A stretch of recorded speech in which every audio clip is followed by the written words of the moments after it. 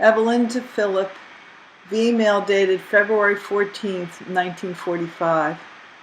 My dearest Phil, this morning, as I usually do, I called Faye. She told me that she received a Purple Heart certificate for wounds that Morris received resulting in death. Heretofore, she thought he had been killed immediately, as stated in the War Department's telegram. But now she's wondering just what did happen and how long he had to suffer before the end came. It's all very aggravating, to say the least. Haven't heard from Dot as yet, but when I called her mother, I learned that she arrived 24 hours late due to some sort of train wreck. I hope to hear from her today. For your benefit, sweet, I am writing this prior to leaving for work, and I don't have to tell you how I am looking forward to receiving some mail from you. Tomorrow will be 2 weeks since I had a real letter. Last night I wrote to Jack N. and Milt Brown. I'm back on my correspondence and I'm trying to catch up again. Hooray! Here I am back from work, and there is a most welcome V-mail from you, baby, one dated 2/6. It was crammed because you had received my long letter of January 16th, which I remember very distinctly. I can't, however, recall what I said to lead you to believe that something was wrong with Jack Gutkin. There is nothing wrong with him. The family is merely trying to have him transferred back to the States to help ease their feelings, if such is permitted. After waiting all this time for a letter, I don't have to tell you, sweet, just how happy I feel about the whole thing. Gosh, what a little V-mail can do. I received a long letter from Snuff, bearing most of his fears and telling me how glad he is that Dot is there. He says he can stand most anything with her around, and after being with her for 5 minutes, he felt that they had never been separated. Do you think we'll feel that way too?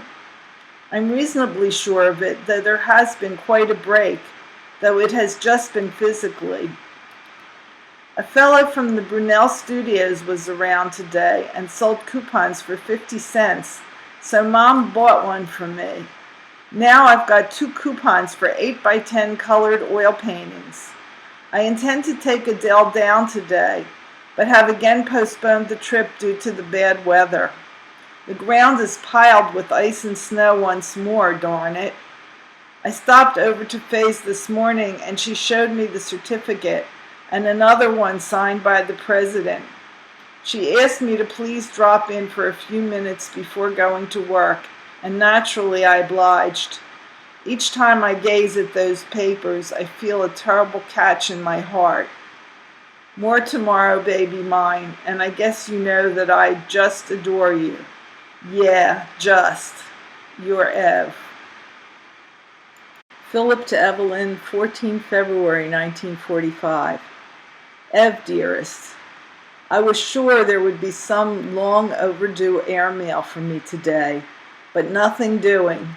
Nary a letter of any kind. Aside from the fact that I'm kept plenty busy in the orderly room, there isn't much I can write about. I might mention that we had one of the 3 or 4 really nice days that England has each year today. It was a sunny spring-like day that almost made one feel alive again. However, such days are not as welcome as you might think, because when the balmy breezes blow and everything looks cheerful and green in the sunlight, it only serves to accentuate the gloominess that is within me by contrast. It sounds silly, I know, that I miss you so terribly much after all this time. You might think I would get used to being without you by now, and I've made a real effort in that direction, in self-defense, but I must confess that I failed miserably to do so. If there were only something in this environment with which I could occupy myself, or someone who in some way might inspire some real affection in my heart, I might not be so desolate. But the fact is that you and you alone are the only person or agency that has the power to bring any measure of peace to my mind or joy to my heart. I've been foolish enough to so commit my happiness to your keeping that without you there is no other source for me. When I say that my life away from you is utterly without meaning, I mean it literally, and realizing that is a very stultifying state of mind to harbor. I've damned myself 1,000 times for being unable to shake it off, rid myself of it, as most of the fellas seem to have succeeded in doing. But, well, all I can think about when my mind is not entirely occupied with something else is how much I want to be with you, how sweet it would be to hold you in my arms, or even to be near you, so that my eyes and heart could be filled by the sight of you, and innumerable other fancies that are born both of my sore need of you and the knowledge that I need nothing until I have you. Sometimes I wonder if Adele, in herself, could fill any part of the great void in my heart, whether she could, by her precious presence, in any measure allay my overpowering loneliness for you. That thought, my sweet, springs from the fact that I try to visualize or imagine how much she has benefited you in this respect.